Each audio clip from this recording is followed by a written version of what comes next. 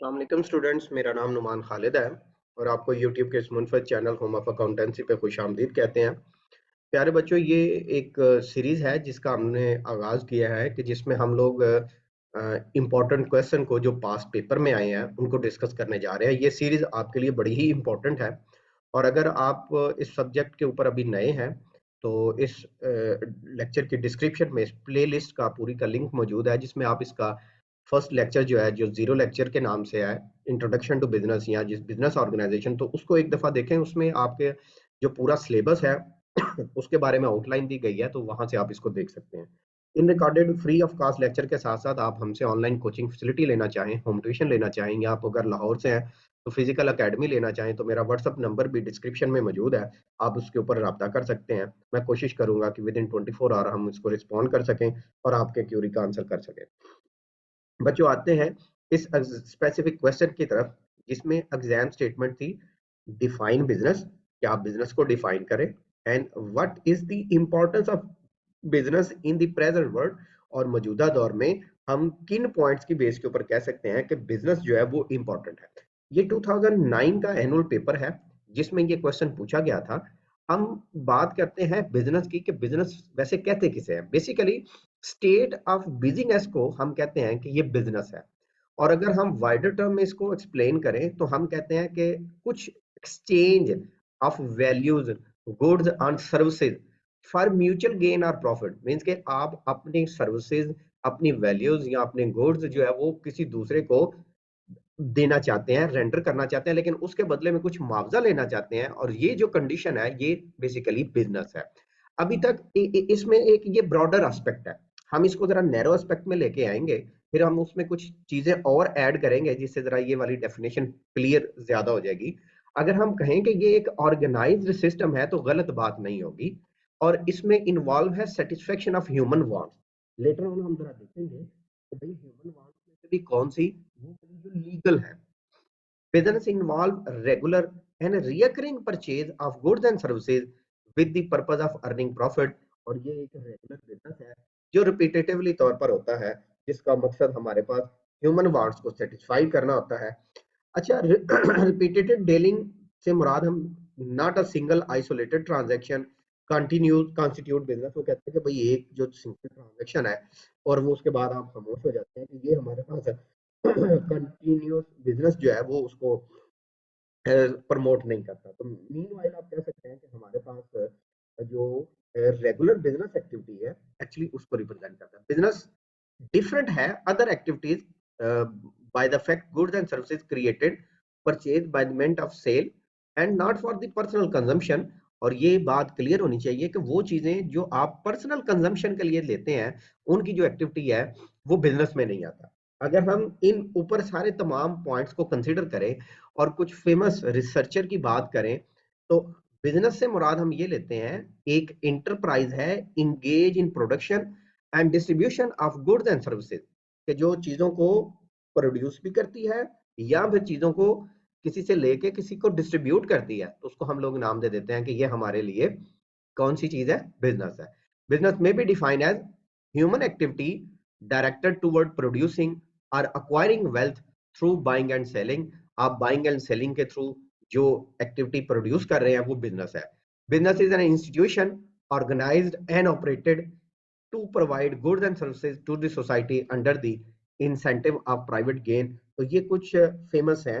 अगर आप इसकी शॉर्ट, इन शॉर्ट या समरी करना चाहें तो आप डिफाइन कर सकते हैं, एनी लीगल, कोई भी कानूनी एक्टिविटी, मकसद any legal activity which is done for the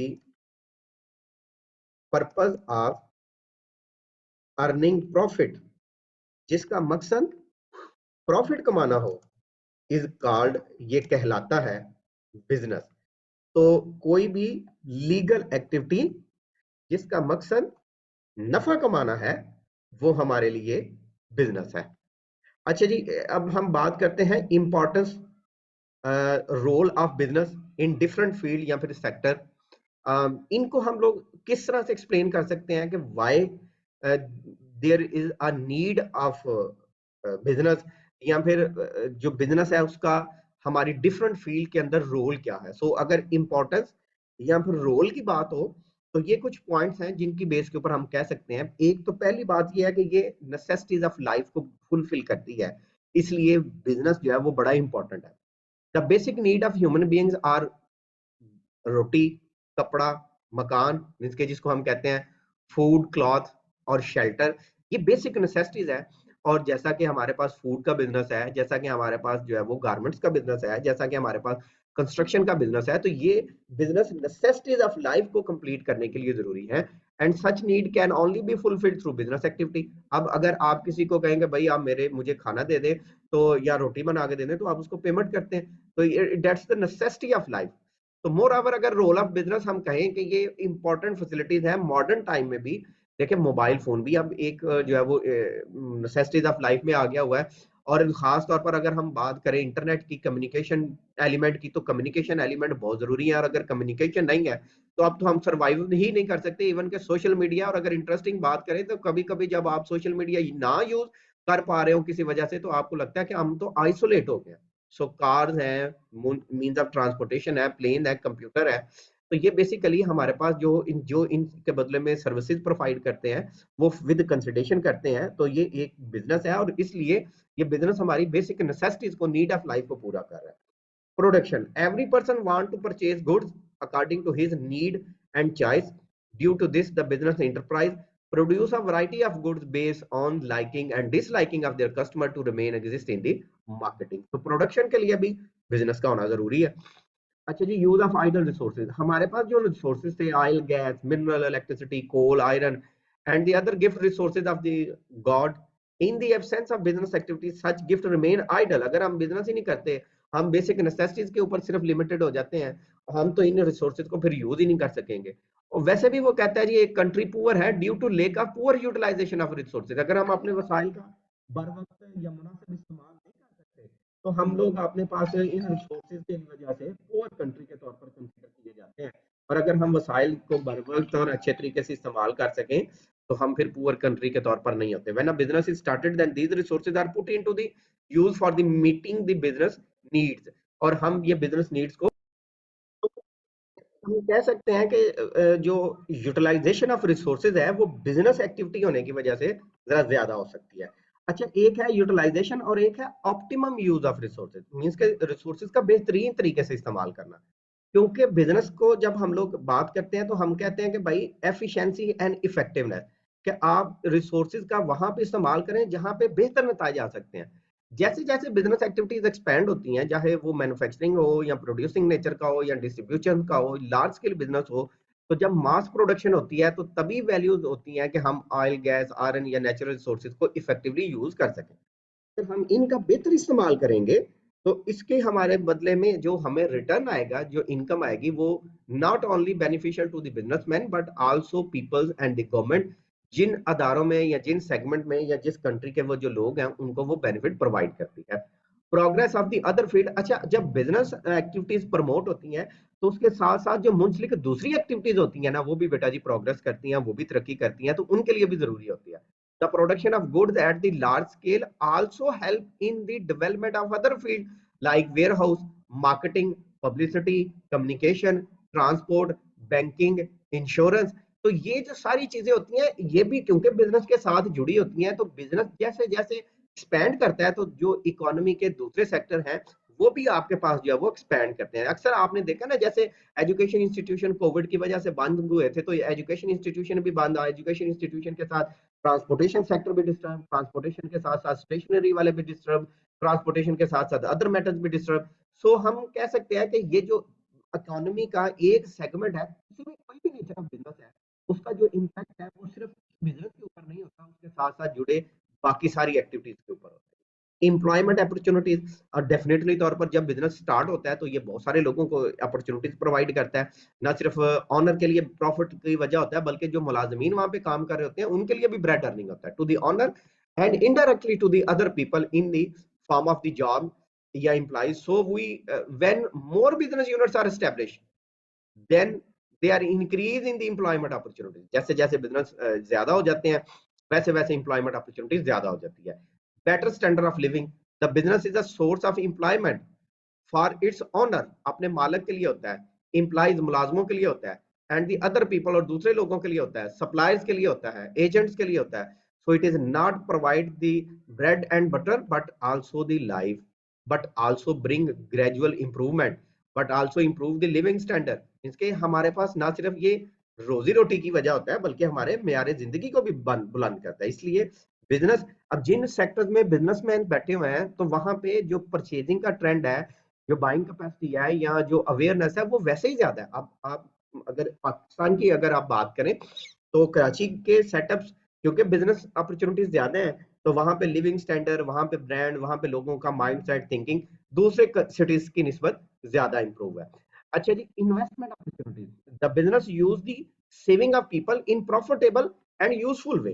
means के वो ना सिर्फ बिजनेस अपॉर्चुनिटीज को प्रॉफिट में कन्वर्ट करता है बल्कि बेटर ऑप्शन की तरफ आता है. अच्छा, हमारे पास अगर सेविंग पड़ी रहे और अगर हम उसको इन्वेस्ट कर देते हैं तो इसका मतलब है वो मजीद रिटर्न की वजह बनेगा. तो बिजनेस ही एक ऐसा सोर्स बचता है कि जिसमें आप अपनी सेविंग को पुट करते हैं तो वो आपके लिए नई अपॉर्चुनिटीज, वे ऑफ रिटर्न, अपनी इनकम को इंप्रूव कर देता है. It provide many opportunities of investment to the people to earn the profit. Mode of investment में भी जो मोड ऑफ इन्वेस्टमेंट है, ऑनर्स ओन इन्वेस्टमेंट होती है, उसको इक्विटी कह देते हैं. Investment by purchasing shares and debenture आप कर सकते हैं. Investment in form of partnership, मुदारबा या मुशारका, मींस कि आप खुद ऑनर भी हो सकते हैं, आप किसी जॉइंट सा कंपनी का सर्टिफिकेट खरीद सकते हैं, किसी के साथ पार्टनरशिप कर सकते हैं, अपनी सेविंग को यूटिलाइज कर सकते हैं, और इन तमाम सूरतों में क्या होगा, बिजनेस प्रमोट होगा. तो इन्वेस्टमेंट अपॉर्चुनिटीज के लिए भी बिजनेस का होना बड़ा जरूरी है. अगर आप चाहते हैं कि हमारी सोसाइटी में इन्वेस्टमेंट रहे, दैट्स मीन कि बिजनेस को मौजूद रहना जरूरी है. इनोवेशन, अच्छा ये इन्वेंशन और इनोवेशन ये दोनों काम ही बिजनेस में है. अब देखो, बिजनेसमैन ने ना अपने आप को इंप्रूव कंटिन्यूअसली करने के लिए नई नई चीजों को, नए नए इंप्रूव तरीकाकार को इंट्रोड्यूस करवाना होता है. तो ये जरूरी है इनोवेशन और इन्वेंशन के लिए कि आप बिजनेस को इंडक्ट रखें. अब बिजनेस अप्लाइज रिसर्च, वो उसको सोचते हैं कि इसको किस तरह और अच्छे तरीके से किया जा सकता है, and development programme to find out the new ways of production. For this purpose it use new and modern method tools for the production of goods. It not only increase the production value and the profit of the businessman, but the people also get benefit of the new invention. वो नई चीजों के बदले में नई चीजें उनको मिलती है. Revenue for the government definitely तौर पर बिजनेस है, इनकम है तो टैक्सेस भी है, टैक्सेस भी है तो गवर्नमेंट के लिए रेवेन्यू की वजह भी है. जब बिजनेस डिक्लाइन पे जाता है तो गवर्नमेंट के टैक्सेस भी डिक्लाइन पे चले जाते हैं. तब business sector is the main source of income for the government. A business contribute a large fund to the government to discharge its political liabilities. It means a business provide income and revenue to the government in form of income tax, sale tax, excise, custom duty to utilize the development of the country. तो अगर revenue होगा तो government अपने payments वगैरह कर सकेगी.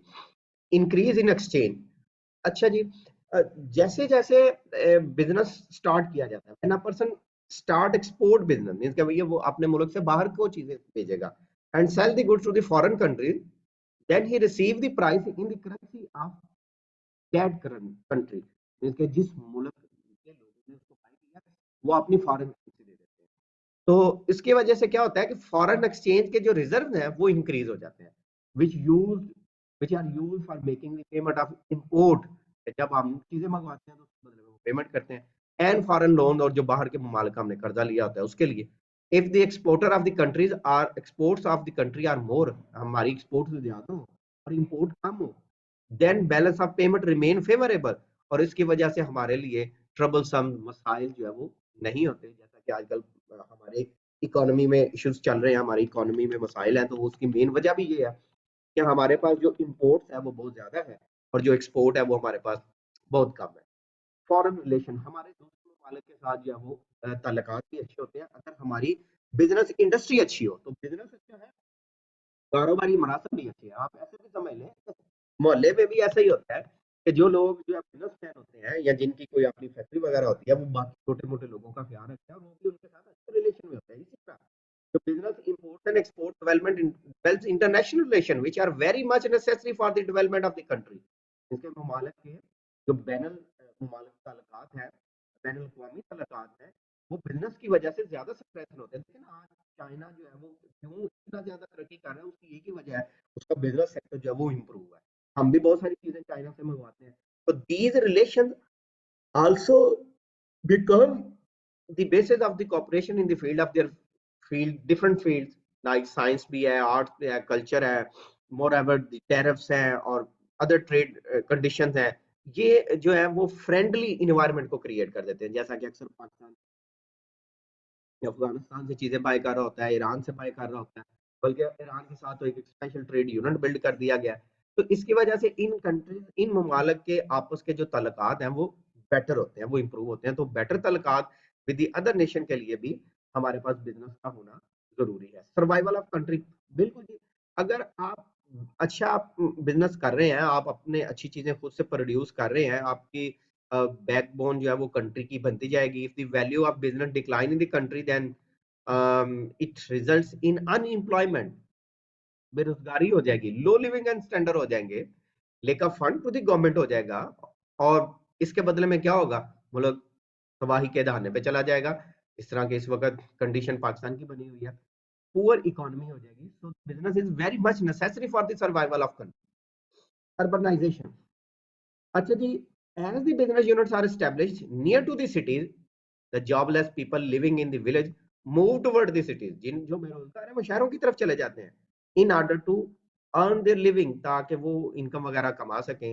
The availability of their facilities like schools, hospital, electricity, gas, water supplies and other items are reasonable prices in the cities results in urbanization। वहां पे आबादी का दबाव बढ़ता जाता है और अर्बनाइजेशन इंक्रीज होती जाती है। This expansion in cities leads toward the economic development, और इसकी वजह से क्या होता है कि इकोनॉमिक डेवलपमेंट जो है वो इंक्रीज होती जाती है।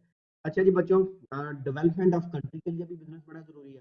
डेफिनेटली तौर पर बिजनेस होगा तो अनएम्प्लॉयमेंट रिड्यूस होगा, लिविंग स्टैंडर्ड इंप्रूव होंगे, ह्यूमन वांट सेटिस्फाइड हो जाएंगी, हम यूटिलाइज कर लेंगे रिसोर्सेज को, तो डेफिनेटली तौर पर कंट्री जो है वो डेवलप होगी। और जिसमें बिजनेस, जिस कंट्री में बिजनेस अच्छा है, फॉरेन एक्सचेंज रिजर्व ज्यादा है, लो अनएम्प्लॉयमेंट है, high income of the government है, मोर ट्रेड एक्टिविटीज है, डेफिनेटली तौर पर उस कंट्री की दूसरे ममालिक एग्जांपल देंगे, तो वो उस कंट्री की वजह शोहरत होगी। आज भी अगर आप किसी और कंट्री की तरफ मूव करना चाहें तो आप उस कंट्री की तरफ मूव करके जाते हैं जहां पे बिजनेस अपॉर्चुनिटीज ज्यादा है, जहां आपको एम्प्लॉयमेंट लेवल ज्यादा है, जहां पे आपके दूसरे बेनिफिट्स ज्यादा है। तो इस वजह से हम कहते हैं कि हम कनाडा या दूसरे किसी और मुल्क की तरफ जाते हैं, क्योंकि वहां पे मेयार जिंदगी बेहतर है, क्योंकि वहां पे इनकम का लेवल ज्यादा है।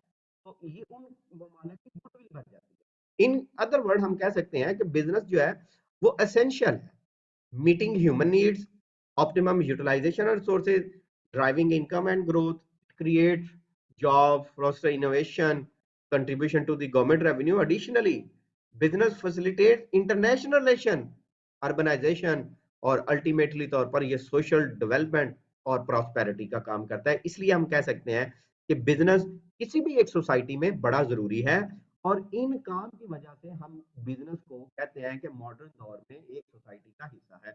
तो ये वो वाले पॉइंट्स हैं जिनकी बेस के ऊपर हम कह सकते हैं कि बिजनेस एक इंपॉर्टेंट है, और बिजनेस के ये रोल है। रोल क्या है कि वो नीड ऑफ लाइफ को पूरा करे, रोल क्या है कि वो प्रोडक्शन करे, रोल क्या है कि वो आइदर रिसोर्सेज को यूटिलाइज करे। ये बच्चों ये हमारा आज का क्वेश्चन था। इंशाल्लाह हाजिर होंगे एक नए लेक्चर में, जिसमें हम लोग एक और इम्पोर्टेंट क्वेश्चन को डिस्कस करेंगे, जिसमें हम लोग डिस्कस करेंगे अपने पास nature and scope of business. और ये भी बहुत ही इंपॉर्टेंट, बहुत ही इंपॉर्टेंट, मतलब बहुत ही इंपॉर्टेंट क्वेश्चन है।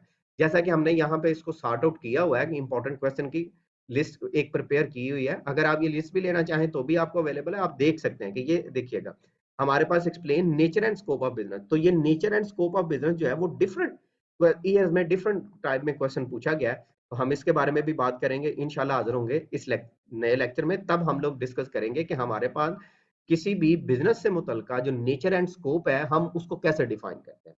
तब तक अपना बहुत सा ख्याल रखिएगा, दुआ में याद रखिएगा। अल्लाह हाफिज।